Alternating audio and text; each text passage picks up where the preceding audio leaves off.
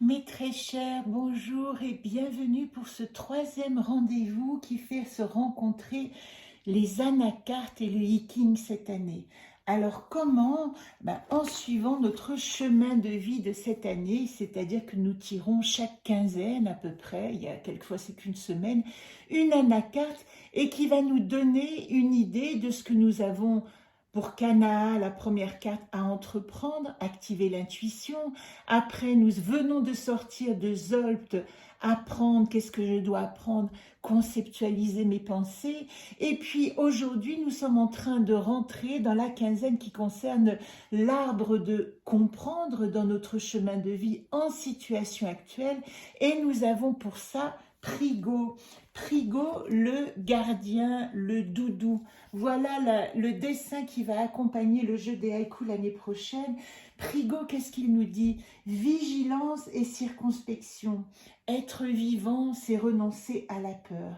Alors, comme pour chaque carte, je vais vous présenter tout simplement le dos du jeu qui va être édité en fin d'année, qui est ici mon brouillon que je partage avec vous pour vous le faire comprendre et me le faire comprendre et vérifier moi-même si ce que je vous dis fonctionne. Eh bien, Prigo, il est associé à 17 dans les hexagrammes du Viking, Sway la suite, et 28 de son côté Yin, Takuo, la prépondérance du grand. Pardon. Si vous prenez, comme vous le voyez, tout au fond, mon jeu chemin de vie initial dans lequel j'ai posé les uns après les autres les anacartes pour les relier aux hexagrammes, eh bien Prigo, je ne l'ai pas encore noté, il se trouve ici. Prigo, dans le chemin de vie du hiking, il se trouve dans l'arbre d'aimer en problématique. Pourquoi? Parce que dans son axe d'individuation, il va nous poser la question, et c'est la question que nous allons nous poser cette semaine: comment j'aime? Qu'est-ce qui pourrait m'empêcher d'aimer? Comment je suis sur mes gardes dans cette dimension? Où est-ce que je dois faire preuve de vigilance et de circonspection?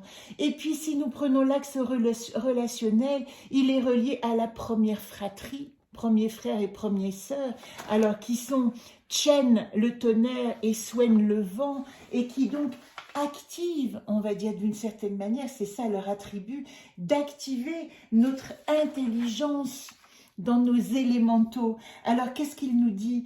Si je vous parle de Chen, c'est le tonnerre, le premier fils, l'éveilleur, c'est la nouvelle génération qui prend le relais. Voilà ce qu'il y a à l'intérieur de ce trigramme ici qui se présente, Chen le tonnerre.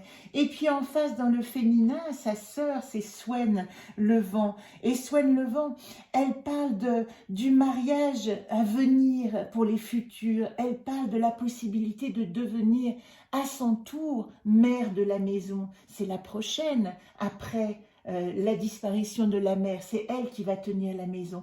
Donc voilà les deux forces yang et yin qui nous accompagnent. Et comme vous le savez, je vous l'ai dit, le trigramme supérieur ici, c'est toujours le même. Et ici, c'est Tway. Tway le lac. Tway le lac, c'est la cadette magique, fantasque. C'est celle qui a le cœur joyeux. C'est celle qui nous stimule. C'est l'esprit de l'eau qui s'étend au-dessus de tout, qui peut parler, qui peut rassembler. Voilà les valeurs d'amitié, de plaisant, de grâce que peut contenir ce trigramme supérieur. Alors, la phrase clé de Prigo, vous voyez ici associée aux hexagrammes, c'est « demeurer un gardien de lumière ». Parce que Prigo va être associé à Chen le tonnerre et Sway, Chen le tonnerre et Tway le lac qui donne Sway 17. La suite, l'orage fait frissonner le lac. Alors, si nous parlons déjà de l'hexagramme Yang, nous avons cette dimension-là d'agitation, on peut dire. L'orage fait frissonner le lac. Donc, dans cette vigilance, il y a une activation particulière de l'attention. Et les attributs de Sway, ou sa manière d'en parler, ou ses qualités, ou ce que nous pouvons intégrer au niveau Yang, c'est relié à ce qu'on appelle la porte des opinions. Alors, je répète, la porte, quand je vous parle de porte, c'est extrait de ce livre qui s'appelle le Rav I Ching. Vous voyez la porte des opinions. Et plus exactement, je vous montre aujourd'hui, voilà, un dessin, un diagramme de Human Design. Et vous voyez, tous ces petits symboles ici, ce sont nos 9 chakras qui sont activés chacun par ce qu'on appelle des portes. Vous pouvez voir qu'il y a des chiffres. Et quand vous voyez par exemple l'hexagramme dont je vous parle, le 17 qui est ici, dans le 3e œil, Ajna, eh bien on dit que cet hexagramme, il est activé à cet endroit-là. Voilà, c'est pour ça qu'on parle de la porte de l'opinion. Et pour l'harmoniser, il a toujours un lien. Vous voyez ces petits traits noirs, ce sont des liens avec d'autres portes. Et lui, il est harmonisé avec la porte 62 qui est la prépondérance du petit.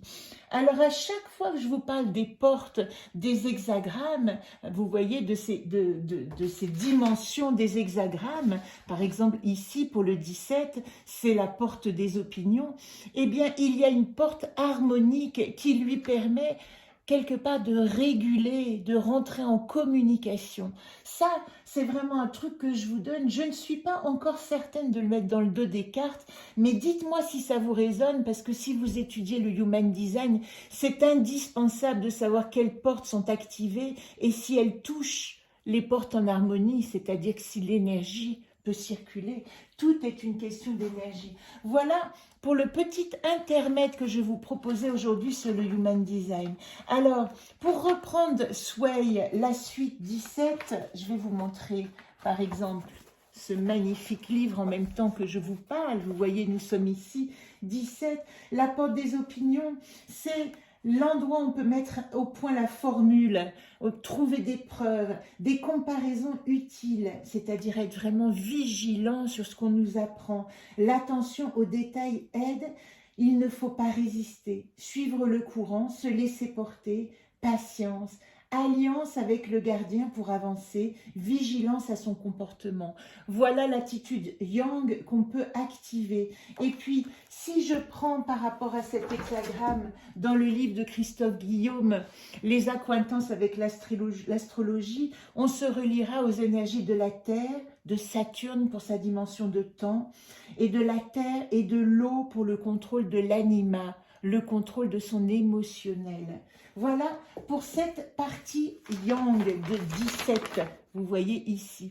Maintenant, si on parle de son complément yin, l'hexagramme complémentaire yin, c'est Takuo, la prépondérance du grand. Vous voyez, il est fait de 2 trigrammes féminins qui sont Swen le vent, on en a parlé, hein, la première fille, et Tway le lac, la 3e fille. L'eau du lac frémit sous la brise, voilà ce que ça veut dire. Et si nous prenons cette dimension-là, nous comprenons, vous avez donc bien compris que nous sommes dans la 2e ligne de la première fratrie. Chen et Swen, frères et sœurs aînés, s'alchimisent dans l'union de leurs forces. C'est ça qui compte, de mélanger ces 2 forces yang et yin pour activer notre vigilance au monde.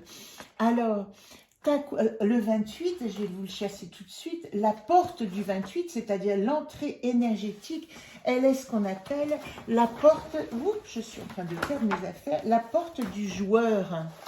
Qu'est-ce que ça veut dire la porte du joueur ici? Ça veut dire que c'est, vous voyez, un centre splénique déjà, il vient du splénique, c'est-à-dire de l'intuition. C'est comme une science ancienne, la porte du joueur qui nous permettrait de deviner ce qui va être bon. C'est un peu le coup de poker. Alors ici, on nous parle de discernement pour dénouer les difficultés, mesurer la valeur du risque à prendre, faire face à la crise. C'est un combat mais qui est positif. C'est une énergie de lutte mais qui permet de laisser ce qui ne tient plus, d'accepter la débâcle de l'inutile. Et là aussi, on nous dit, pour le yang comme pour le yin, ne pas résister. C'est ça qui est important. Et ici, puisqu'on a parlé de porte harmonique pour le 17, je vous en parle pour le 28, vous voyez, sa porte harmonique, c'est 38, l'opposition. Alors, je vous inviterai évidemment à aller voir l'hexagramme ou l'anacarte qui contient l'opposition pour comprendre de quoi elle fait cette porte harmonique.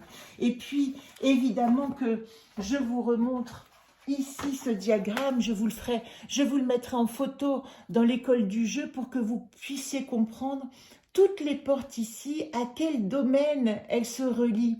Alors si je prends le 38, je m'en souviens plus, attendez, non, je vous parle du 28, est-ce qu'on va le retrouver comme ça? Parce qu'il y en a quand même 64, donc c'est pas évident, je vous le mettrai peut-être en définition 20, 27, ah mais il est splénique, donc il est là. Le 28, vous voyez, je vous ai parlé tout à l'heure du centre Ajna pour le 17, et bien ici le 28, c'est le splénique. Ça veut dire que Prigo, il active son énergie, elle est dans ces deux centres. Le centre, qu'est-ce que j'ai dit, Ajna 17, non. Ici, oui, le centre Ajna du troisième œil et le centre ici splénique de l'intuition. Voilà à quoi c'est relié. Si tout est un peu flou, vous verrez que c'est comme un puzzle et quand on trouve une toute petite pièce, on ne sait pas encore à quelle image globale elle correspond, mais accrochez-vous puisque à chaque fois que je vais vous donner une carte, il y aura un complément d'information.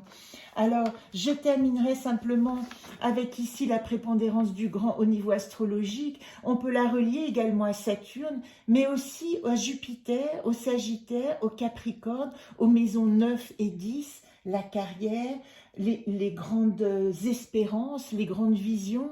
Qu'est-ce qu'elle nous dit? Elle nous dit que cette vigilance, elle nous sert à aller vers le meilleur de nous-mêmes. Et puis, puisque je vous ai montré Prigo, ici, comme il a été dessiné, je vous dis simplement le haïku associé pour terminer. Viens, on s'envole, toi, moi, nos doutes et nos peurs, fendons les alarmes. Voilà le message de Prigo.